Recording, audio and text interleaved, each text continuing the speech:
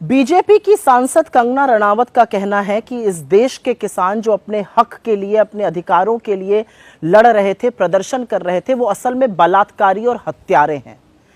इस बात को कहने के बाद बीजेपी बिल्कुल चुप है, सरकार कन्नी काटने की कोशिश कर रही है।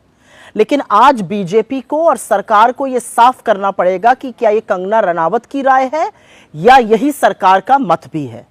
सरकार बच के निकल नहीं सकती है, नरेंद्र मोदी चुप नहीं रह सकते हैं। क्या आपको भी लगता है कि इस देश के अन्नदाता, इस देश के किसान हत्यारे और बलात्कारी हैं?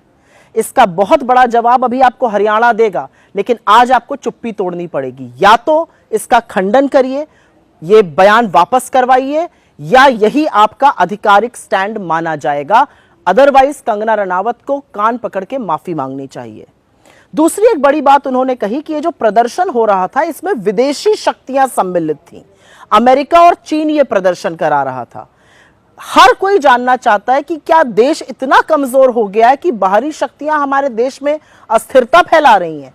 क्या नरेंद्र मोदी की नाक के नीचे देश इतना कमजोर होता जा रहा है कि बाहरी शक्तियां आके यहां पर बवाल मचा रही हैं? और अगर ऐसा है तो यह बड़ा गंभीर मामला है।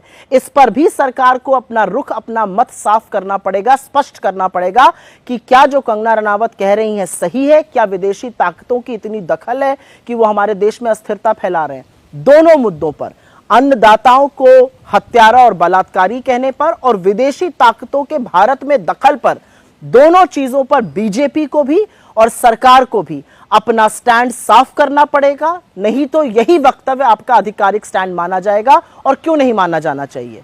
या तो कंगना रनावत जी से कान पकड़ के माफी मंगवाइए, उन्होंने गलत बयान दिया है, उन अन्नदाताओं के खिलाफ बोला है जो इस देश में हमेशा से मान्य और सम्मानित रहे हैं। अंत में मैं सिर्फ इतना कहना चाहती हूं, इस देश के अन्नदाता, इस देश के लोग आपको एक बहुत बड़ा पाठ सिखा चुके हैं। अब हरियाणा, महाराष्ट्र, जम्मू कश्मीर, झारखंड, हर जगह और सिखाएंगे।